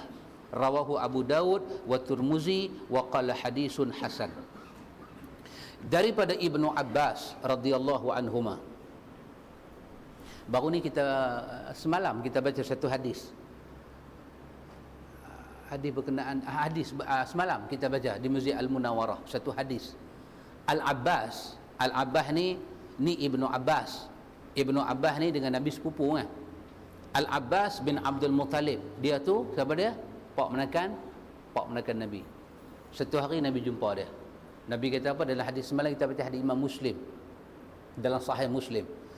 Dia mai kat Nabi kata kat dia, Nabi kata mintalah kepada Allah itu al-afiyah. Bila kita sakit, Nabi kata minta kepada Allah al-afiyah. Bila kita sakit, minta al-afiyah. Lepas 3 hari, dalam hadis tu cerita, lepas 3 hari dia berjumpa Nabi. Ya Rasulullah, pakcik tak faham. Yang kata al-afiyah tu apa dia? Pakcik tak faham. Dia tu orang Arab. Takkan orang Arab tak faham al-afiyah? Melayu boleh faham, takkan Arab tak boleh faham? Mamak, boyan, banjak semua boleh faham, takkan dia tak faham? Tapi yang dia tak faham tu apa dia? Dia nak tolong tunjuk satu contoh, sampel yang kata doa al-afiyah tu lagu mana. Dia mau Nabi tu tunjuk satu contoh. Dia mai kat Nabi lepas 3 hari, dia minta, ya Rasul tolong tunjuk saya kat pakcik lagu mana. Terus Nabi panggil dia. Nabi kata, ya amma Rasulillah. Satu sebutan seronok hati dengar. Ya amma Rasulillah, wahai pak saudara kepada utusan Allah. Sebut kepada Allah, Allahumma inni as'aluka al-afiyah fid dunya wal akhirah. Kata lagu tu, ya Allah, aku minta kepada kamu al-afiyah, keselamatan dunia dan akhirat. Baru dia rasa lega. Okey, saya faham dah. Pak menakan, mai tanya anak menakan. Hai, dahsyat. Ni nama dia keluarga sakinah. Hari ni pak menakan tak kenal anak menakan pun berlambak punya dah. Aksiden pak menakan sudah kena langgak dengan anak menakan tengah jalan. Gedebam kata. Keluar-keluar, muka dia ni macam muka abang aku. Mana punya setan ni? Dia kata setan. Berkelai. Dia ni berkeluar IC, nak report polis, baru tengok, Allah mah anak abang aku. Jadi dah sekali. Pak menakan tak kenal anak menakan nak bagi suku 12 kat pak menakan. Lagu tu punya duk ada. Garang, cengih, perungut. Pak menakan ni Al-Abbas sanggup mai kat Nabi. Ya amma Rasulillah. Maka kita ni kalau ada pak menakan, sunnah kita panggil macam tu. Ada pak menakan, kita apa gelar kita ada? Masalah kita ada Datuk Seri. Masalah nah. Ini semua ni berseri-berseri mesti Datuk Seri. Kita panggil pak menakan kita, bila kita kata, wahai pak menakan kepada Datuk sekian-sekian, atau sebut nama kita bagi dia seronok.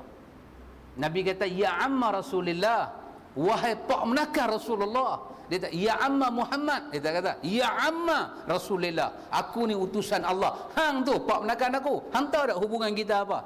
Hang tu pak saudara kepada utusan Allah. Mai aku ajak kat hang satu doa. Allah, sunnah ni kita hormat pak menakan, mak menakan, keluarga kita ni hormat tu sunnah Nabi.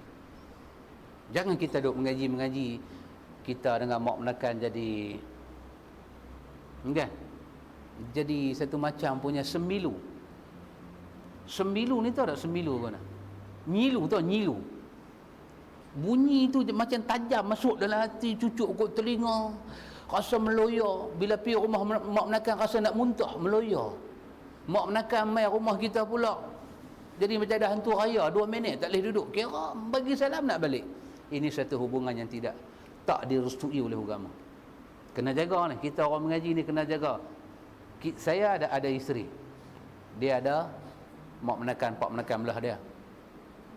Saya ada belah saya, belah dia pun kena jaga. Walaupun mak menakan kita ni rambut tu dia macam Sarah Yaakob lama punya rambut tu dia. Studio.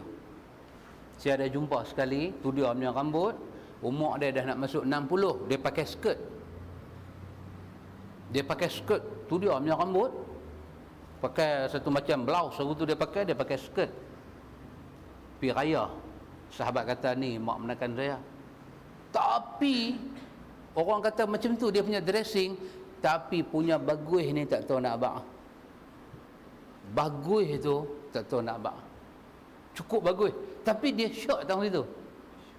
Dia syok tang aurat, tapi akhlak dia, saya duk tengok dia ni, dia angkat ayak, dia letak.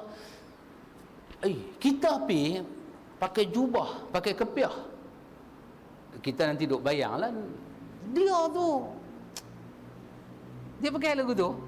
Bukan kata dia malu, kita pula malu. Kita duk tarik jubah kita turun. Wah, kita dah pakai jubah, patut dia tarik skirt dia turun, kita duk tarik jubah kita turun. Kita jadi malu, tersipu-sipu.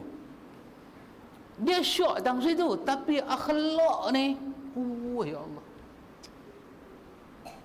Kawan duk kata, Ustaz, saya hari tu nak belajar, tak ada duit ni. Makcik yang tolong bagi duit kat anak makan, bagi duit. Tapi syok tang rambut dia. Ada orang macam tu. Ada orang pakai tudung, pakai jubah cantik, syot tang budi bahasa. Tengok tu, oi, kita kata alhamdulillah, tengok satu muslimat dengan jilbab dia, alhamdulillah. Sekali-kali bagi salam, dia bagi penampak terus kita. Dengan bahasa dia keluar, tidak melambangkan satu benda pula. Dini pula, akhlak semua cantik. Semua cantik. Habaq kata kenuri, habaq lah kata siapa nak belajar. Dia tak pernah bagi bawah 100, bagi atas 100. Kita pun habis tinggi RM10 tu pun duk tengok. Bagi RM10 tu pun takut silap ambil lagi. Bagi. Dia ni atas 100 dia bagi. Tapi dia dua beradik dengan Dewi Arumugam dengan logamnya rambut ni semua kan. Satu. Dua pupu punya rambut. Tapi akhlak ni TikTok. Dia bagi salam kat kita, Assalamualaikum Ustaz, main masuk. Ustaz pun masuk, duk tarik jubah lagi. Saja kita duk camdek kat dia, dia buat tata, ya rambut lagu tu yang duduk. Tapi akhlak nombor 1. Nak semayang dia bagi tempat, sejadah dia hampang lagu tu. Lepas tu main lagu mana, nama kata adik-beradik ni, orang Melayu kata cincang tak putih, gunting tak putih. Cincang tak apa? Tak putih ke tak encong? Cincang tak lumat, gunting tak putih. Hak tu nama kata adik-beradik mau jaga. Bagi salam kat Pak Menakan, walaupun misal bertaring tengah duk balai ganja. Ni Pak Menakan kita. Pak Menakan kita ni misal bertaring duk balai ganja. Punya duk tarik dengan batang betik tu. Assalamualaikum ya ammi, kata lagu tu kat dia. Ya ammi. Assalamualaikum salam, kata teruskan isap ganja. Mudah-mudahan bekai akhirat kita kata. Nak putih tak boleh putih. Nak putih tak boleh putih. Abang kita macam mana cincin beratak pakai cincin, gorga punya cincin. Mai duduk depan kita tu dia nolak punya cincin. Kita kata makan nasi, pegang rokok mana ni berat habis tangan. Lagu tu punya abang kita. Boleh putih ke hubungan? Tak boleh putih. Tak boleh putih. Depa saudara kita, kita saudara depa. Yang depa buat tak sama dengan agama, kita boleh cakap habis lembut ayat kita cakap. Nak putih, tak boleh putih. Wallahi demi Allah tak boleh putih. Itu adalah sunnah Rasulullah. Macam tu dia duk abang kepada kita. Mari tengok hadis ni. Daripada Ibnu Abbas, Pak Menakan yang Nabi cinta kasih, daripada Hamzah Al-Abbas. Nabi cinta kasih. Depa ni pembawa Islam depa ni. Nabi kata, sebaik-baik kawan adalah 4 orang. 4 orang. Jalan ada 4 orang, itu bagus. Orang Melayu ni dia suka jalan seorang-seorang. Dia betul, dia kata tak apalah.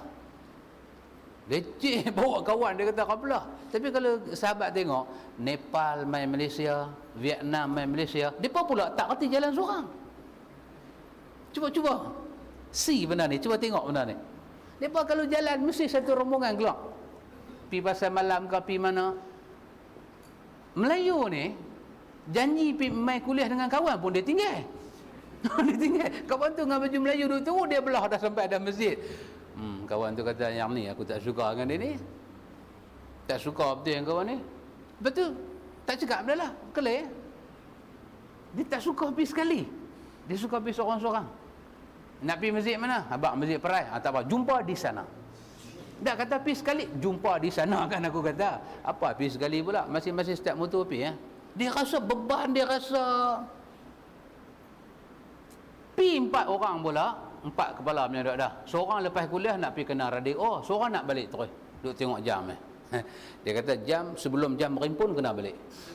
Dia tu kata lah, takkan tak boleh kena. Hang nak kena, hang kena. Bas banyak duk dah, bayar balik.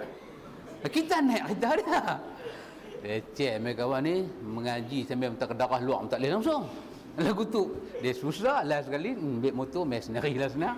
Ada jiwa kita tu, jiwa. Dia tak ada jiwa mesra alam. Dia satu macamnya jiwa. Dia perungih. Dia jadi lemah. Nabi kata 4 orang mau dapat kawan. Jadi kita kalau duduk taman kan, duduk flat, habis tak ada, mau ada 4 orang kawan. 4 orang kawan tu duduk satu tempat tu kira bagus. Tu kira dah besar rahmat dah. Pasal 4 orang ni pula, dia pula ada lagi 4. Kita mau cari 4 orang kawan. Nabi kata apa? Sebaik-baik pasukan 400 orang. Nak buat satu tim 400 orang. Dan sebanyak-banyak bala tentera 4,000 orang. Sebanyak-banyak bala tentera adalah 4,000 dan tidak akan dapat dikalahkan oleh 12,000 orang kerana dianggap sikit. Main jumlah lagi banyak, kita ni lagi kuat. Tapi Quran kata pada kita apa? Bila Quran cerita tentang perang Badar, perang Uhud dalam dalam surah Ali Imran. Quran kata, kalau kamu ada 10 orang yang sabar dan bertakwa, kalahlah 100 orang yang tak sabar tak takwa. Kamu ada 20 orang yang sabar dan takwa, kalahlah 200 orang yang tidak sabar dan takwa. Kamu ada 2000 orang yang sabar dan takwa, kalahlah 200,000 orang yang kosong dada dia. Lepas itu kekuatan kita ni apa dia? Takwa. Apa itu saya suka ulang kepada antum sekalian nasihat yang disebut oleh Bapa Hamka. Saya pergi mana benda tu dia betul-betul bermakna dalam hidup saya. Bila baca buku dia dan kita cuba beramal dengan petua-petua Bapa Hamka ni, kita jadi rasa bermakna hidup kita. Apa kata Bapa Hamka? Hak ni antum kalau ada tafsir Al-Azhar, antum buka ketika dia terjemah surah Al-Hasyr. Dia terjemah surah Al-Hasyr di bawah ayat ya ayyuhalladzina amanu taqullah wal tanzur nafsum ma qaddamat lighadin. Sampai situ dia kata, saya kata ni. Apa dia kata? Dia kata engkau kunci hidup engkau dengan 5 rukun. Hidup kita ni dia kata mau kunci dengan 5 rukun. 5 rukun ini engkau ambil 5 ni buah dalam satu bungkusan, kau ikat bungkusan itu, kau bubuh satu nama besar, takwa dan istiqamah. Inilah isi dia. Orang bertakwa itu siapa dia? Orangnya ada 5 sifat batin dalam jiwa dia. Apa dia? Yang pertama dia kata ikhlas. Hidup ni gantung pada ikhlas. Pasal apa? Pasal akan ada dalam hidup kita ni banyak benda kita buat orang tak akan sanjung, orang tak akan puji. Kalau kita buat harap sanjungan dan pujian, ketika itu kita down, kita rebah, jiwa kita ada penyakit. Kita boleh jadi gila, putih asa, bunuh diri. Pasal apa? Pasal kita buat harap perhatian orang. Tiba-tiba orang ni, Allah, kena ada ikhlas. Kena ada ikhlas. Kita tu ambil contoh besar-besar. Orang perempuan dengan masak kambing, dengan panggang, dengan grey semua, tak. Rumah nombor 12 ujung tu bau wangi. Laki boleh buat hidung tersumbat, tak tanya apa. Balik-balik terlentang atas kosyen. Bini tanya, abang nak makan ke? Oh, ada ke? Lepas tu macam, ada ke? Kata ada, ni masak kambing. Oh, tak masak kebau. Lagu tu punya lelaki pun ada. Oh, tak masak kebau. Sengak kita. Dia makan susah tambah sengap sunyi. Ada orang kata. Makan punya makan tambah-tambah. Koklah nak kata, boy, sedap. Tercekik dengan tulang-tulang kambing. Tak kata apa. Yang kata orang perempuan ni, dia bukanlah harap bini bagi satu uak cenderak, harap amboi sedapnya. Cukup lah. Tapi kita masak, kita harap laki kita puji, dia tak puji. Allah, dia berlubang, berongga lah dalam ni. Tidur pun dengan Panadol, Poston, painkiller, semua kena telan. Hamka kata, betul-betul dalam hidup ni, rukun yang pertama ikhlas pada Allah. Tambah ikhwan, kita duk buat kerja Islam ni, tiba-tiba orang tak pandang kita.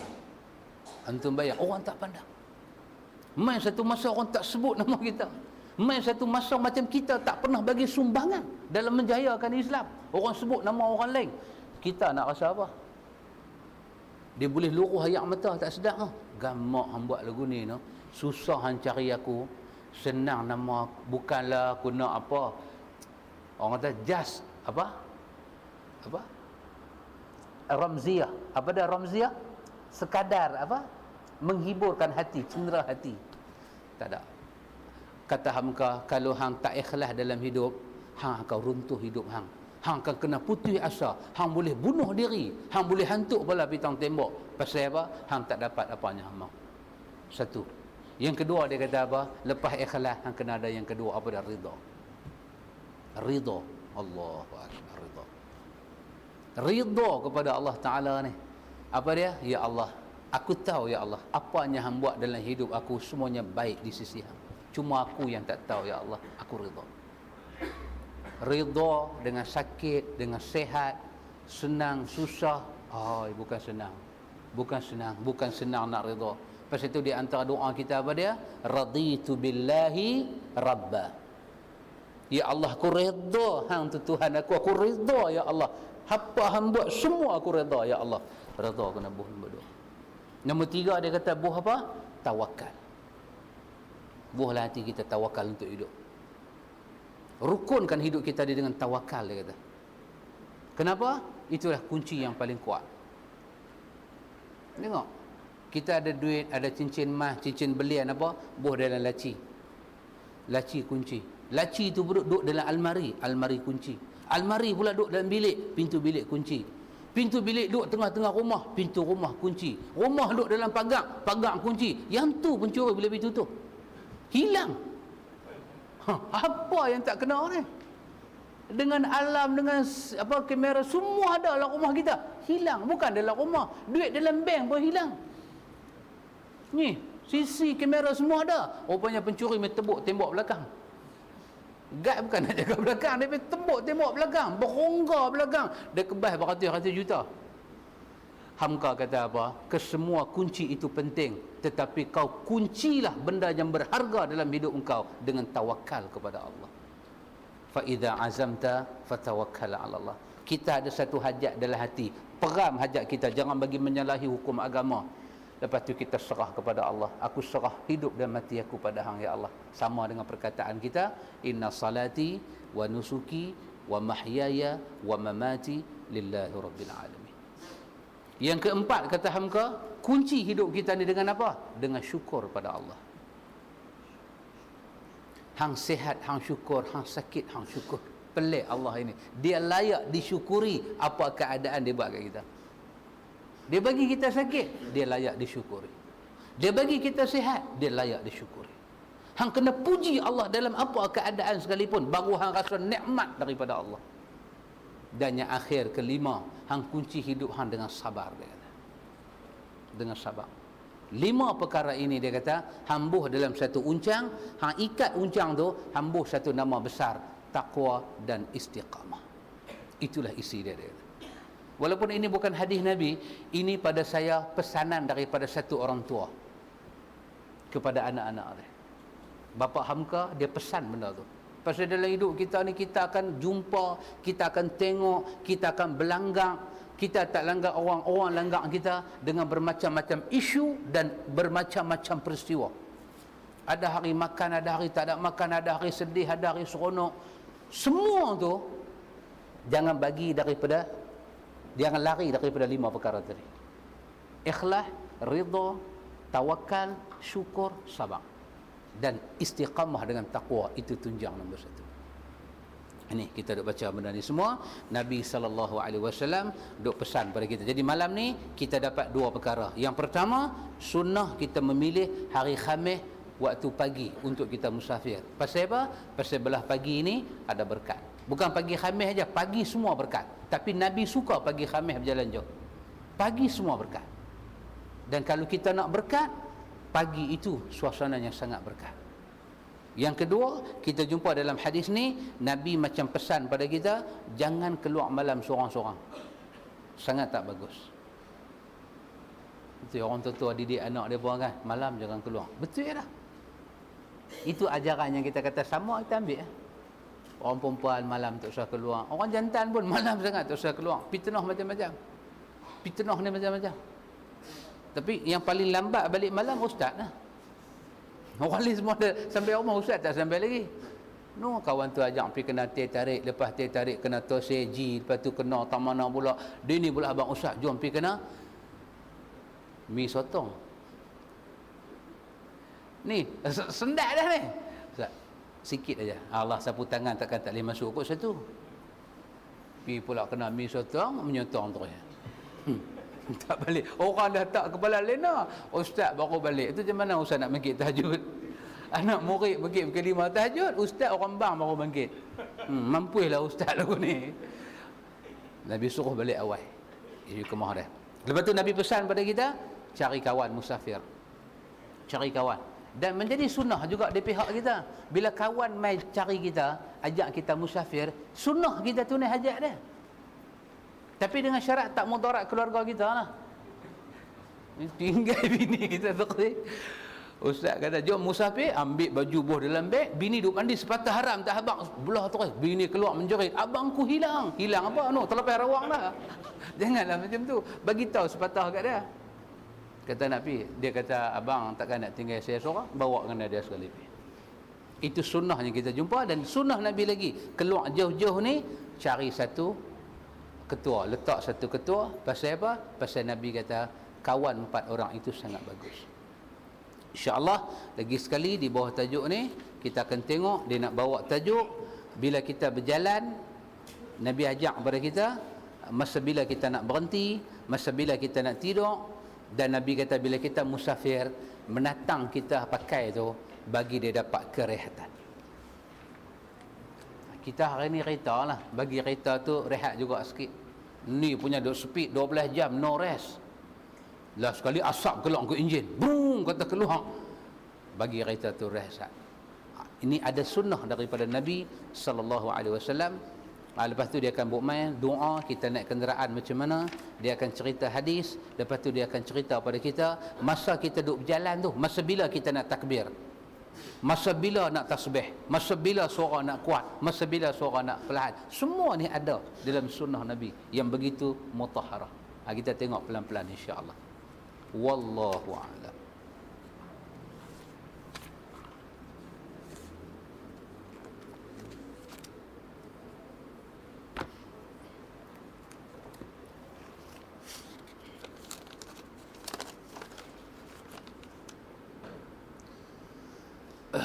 Baik, soalan yang pertama.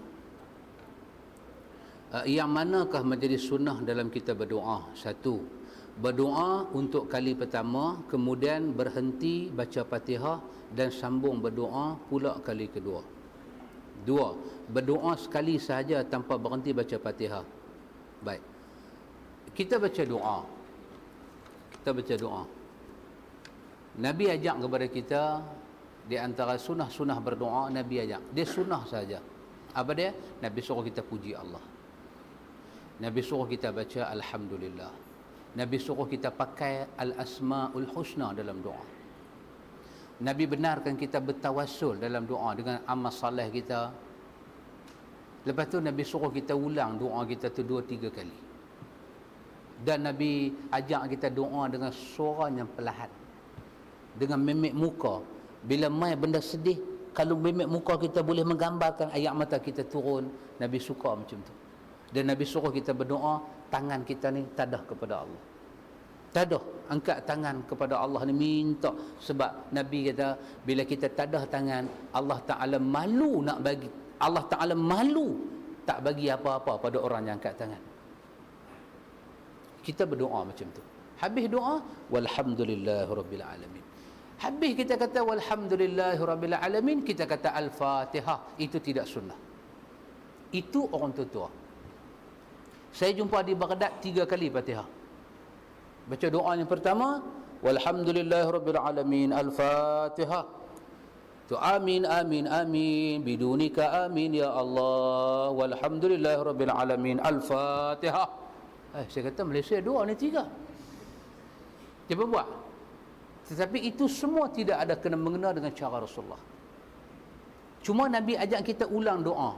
Dah lepas asar kita baca doa tu, sat lagi lepas maghrib ulang pula, sat lagi ikut, sat lagi antara maghrib ke isyak ada ruang pula, baca ulang lagi. Permintaan kita ni ulang, kerana Allah suka doa yang diulang-ulang. Itu cara kita berdoa. Al-Fatihah ni semua, ini bukan daripada cara Rasulullah. Ini kita punya modul kita sendiri punya ciptaan. Jadi yang tu boleh tak ikut, dan tidak ikut itu lebih baik. Sekali sudah, walhamdulillahirabbil alamin. Baik. Yang kedua, adakah sembahyang jamak qasar perlu diambil kira pada tujuan perjalanan? Contoh, perjalanan untuk menyaksikan pertandingan bola sepak atau persembahan hiburan, bolehkah kita sembahyang jamak qasar? Wallahu ta'ala a'lam. Apa yang saya tahu, sembahyang jamak qasar ini, dia tak mau tahu niat kita apa. Nak bunuh orang kah punya pasal. Kerana jamak qasar dihitung pada perbuatan, bukan pada niat. Dan tidak ada satu riwayat daripada Nabi menyatakan orang jamak kasar ni niat dia kena baik baru jadi sah syarat jamak kasar. Tidak ada. Yang adanya itu perbahasan ulama fiqh. Ulama fiqh kata nak membolehkan kita jamak kasar, maka perjalanan itu mesti perjalanannya ma'ruf. Tengok bola tak boleh jamak kasar, dia kata. Sebenarnya tengok bola boleh jamak kasar. Yang tak bolehnya jamak kasar untuk benda haram. Kita player tu nak main bola. Main bola ni, soal main bola ni haram ke halal? Yang tu, halal. Yang haram tu duk tahu nah. Yang haram duk pada dua tempat ya. Apa dia? Seluar pendek dengan judi ya. Itu je haram. Main bola tu tak haram, sepak bola, tendang gol apa tak haram. Jadi player masa nak pi tu dia pakai lok pendek ke lok panjang? Ini kalau ikut mazhab mah. Kalau ikut sebahagian mazhab. Kalau ikut sunnah, hang punya pasal nak main apa? Jadi mainan itu halal. Hang nak main apa pun hang punya pasal. Perjalanan hang keluar rumah tu melayakkan jamak kasar. Hang boleh jamak. Dia punya jarak tu lepas jamak kasar. Maka sunnah dia tak mau ambil tahu niat orang. Itu perbahasan satu mazhab. Maka janganlah kita angkat itu sebagai syarat. Sebab kita tak tahu niat orang. Jamak kasar. Perang. Umar hantar bala tentera pergi Bahrain 6 bulan perang. Tu pergi bunuh orang tu. 6 bulan mereka buat jamak, semain jamak di sana. Itu ada nas, baca fikih sunnah tengok. Ada perbahasan, baca Syaukani Nailul Autar, baca Ibn Qayyim Zadul Ma'ad, dibahas benda-benda ni semua. Maka saya bagi tahu sekadar ilmu yang kita ketahui yang berdasarkan petunjuk Nabi, niat itu tidak menjadi syarat boleh atau tidak boleh jamak kasar. Jamak kasar diukur pada jarak perjalanan, bukan pada niat manusia. Itu jelas. Baik. Soalan, adakah perlu kita keluar dari qaryah dulu baru dibolehkan jamak kasar dilakukan? Wallahu ta'ala alam. Kita ada satu ulama nama Syekh Atha. Syekh Atha ni dia mengaji dengan Aisyah. Kita baca dalam fiqh perbandingan, fiqh muqarrar, fiqh perbandingan. Ada satu kitab fiqh nama dia fiqh perbandingan. Antum beli kitab ni, lah ni ada terjemahan.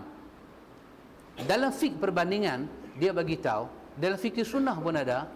Atha di antara ulama tabi'in ni dia menyatakan kalau kita duduk di rumah, kita dah siap-siap barang kita semua dan kita memang nak keluar, tiba-tiba masuk waktu zuhur, maka kita boleh buat kasar itu dalam rumah kita, lepas tu terus kita keluar. Dia kata boleh. Maka itu satu pandangan di dalam pandangan ulama salaf, kata boleh buat dan keluar. Dan mazhab Syafi'i dia mau kita keluar daripada kita punya karya, keluar daripada karya kita, orang bang baru kita buat. Dalam karya kita tak usah buat, keluar dulu. Itu satu. Ini semua nama dia pandangan-pandangan para ulama. Janganlah kita ketat sangat. Mesti keluar dulu, jangan kata mesti. Kita sedap keluar dulu baru buatlah. Ada orang dia nak buat dalam rumah, jangan kata dia buat tak sah. Pasal apa? Kalau hang kata ikut mazhab Syafi'i, Atha hidup lebih dulu daripada Syafi'i, mengaji dengan isteri Nabi. Dia tak betul ya? Mesti keluar, jangan kata mesti. Kita kata ada ulama kata keluar karya baru buat. Atas kita nak pilih yang mana. Maka saya menyatakan bahawa fiqh yang lebih menyenangkan kita pandangan Atha, iaitu boleh buat jamak kasar di rumah, habis buat lepas tu keluar tu. Boleh. Habis buat kena lencikang, kena air kacang, kena cendol, kena itu tak salah. Lagu tu nampak orang putih kata take for granted. Dah kena semua, tak tahu kau pula masuk. Tak jadi musafir. Alhamdulillah, aku tak payah buat asak dah. Yang tu nampak sangat take for granted. Lemak banyak dalam badan, lemak. Betul-betul dah nak pergi. Waktu pun masuk. Buat zuhur 2, buat asak 2, keluar. Bismillah. Siapa kata boleh? Syekh Atha kata boleh. Kita pun dah ulama kata, ada pandangan kata boleh, kita kata boleh. Dan insya-Allah fiqh ini lebih membuat pergerakan kita itu selesa. Wallahu a'lam. Sama juga dengan jarak sembahyang jamak kasar. Mazhab Syafi'i dia mau 90 kilo. dia mau 90 kilo. Tapi mazhab lain tak ada 90 kilo. Jangan kita keras sangat. Kita kata kurang 90 tidak sah. Siapa yang buat jamak kurang 90, dia kena qada balik sembahyang dia. Janganlah begitu. Janganlah begitu. Yang kata bawah 90 pun boleh buat, depa pun hafaz Quran juga. Depa pun ulama hebat-hebat. Depa pun cakap dengan hadis juga, bukan cakap dengan ayat dia. Jangan keras sangat. Jangan keras sangat. Fiqh kena belajar cara fiqh. Bila ada fiqh yang luas, kita ambil kemudahan yang ada itu. Baik Ustaz. Sekiranya kita musafir bermula selepas subuh hari Jumaat, adakah kita diwajibkan solat Jumaat pada hari yang sama, sebagaimana lazimnya dibuat di Malaysia? Wallahu ta'ala alam. Di antara kita jumpa hadis, Nabi menyebut tentang orang-orang yang wajib Jumaat itu, Nabi tak sebut orang musafir. Nabi sebut aqil, baligh, Nabi sebut semua. Nabi sebut laki-laki, Nabi kecualikan perempuan. Nabi sebut hamba merdeka, Nabi kecualikan hamba sahaya. Nabi sebut orang yang berakal, kecualikan orang gila. Dan Nabi juga kecualikan orang musafir. Musafir, dia boleh buat jamak takhir kalau dia, pasal kebanyakan musafir Nabi suka buat jamak takhir. Dia boleh teruskan perjalanan dia. Dan kalau dia nak sembahyang Jumaat pun, dia boleh sembahyang juga. Tidak ada masalah. Cuma ada perbahasan para ulama. Kalau dia sembahyang Jumaat, dia boleh tak buat jamak dengan asar? Itu menjadi perbahasan para ulama. Itu jadi perbahasan. Tetapi soalan dia, adakah dia perlu sembahyang Jumaat? Dia boleh tak sembahyang Jumaat? Dia boleh kerana dia musafir. Bukan kata sembahyang Jumaat. Puasa pun dia boleh buka. Puasa, orang bagus duduk sembahyang Jumaat dengan puasa, dia sampai rawang, baik punya duduk tutup Maggi. Dah Jumaat tak buat, puasa pun tak. Ya boleh. Wa in kuntum marda aw safarin. Kalau hang sakit, hang musafir, hang boleh buka puasa, tapi hang mau ingat, lepas daripada raya, orang makan kuih raya, hang kena puasa balik. Hang tu hang mau ingat, jangan terlupa. Maka itu semua rukhsah diberi oleh agama, kita ambil. Kalau sembahyang Jumaat tu buat perjalanan kita lambat, terus sembahyang Jumaat terus berjalan. Dan kita pun kena hati-hatilah, kita jalan hari Jumaat tak sembahyang, kita nak pergi berhenti dekat ANR tu makan, sendiri mau fikirlah. Sendiri mau fikir, gamak kah buat lagu tu? Nanti fitnah mai kat kita. Televisyen pun duk ada sembahyang Jumaat, kita duk pergi makan. Orang berniaga tu pun duk kelipong. Apa dia ni? Tak sembahyang Jumaat ke? Jagalah jalan jauh sikit, agak-agak 2.30 baru singgah makan. Lagi masuk asar buat 2 lohar, 2 asar, jamak takhir, selesai masalah kita. Orang perempuan tak payah buat. Orang musafir tak diwajibkan untuk sembahyang Jumaat. Hadis itu antum boleh buka dalam fikih sunnah, bab Jumaat boleh jumpa syarat-syarat orang yang diwajibkan sembahyang Jumaat. Wallahu a'lam.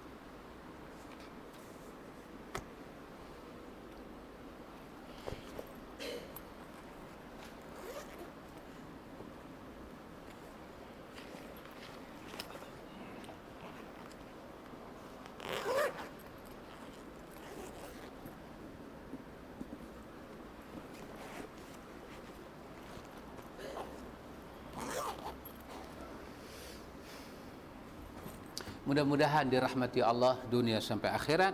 Subhanakallahumma wa bihamdika asyhadu an la ilaha illa anta astaghfiruka wa atubu ilaik. Bismillah.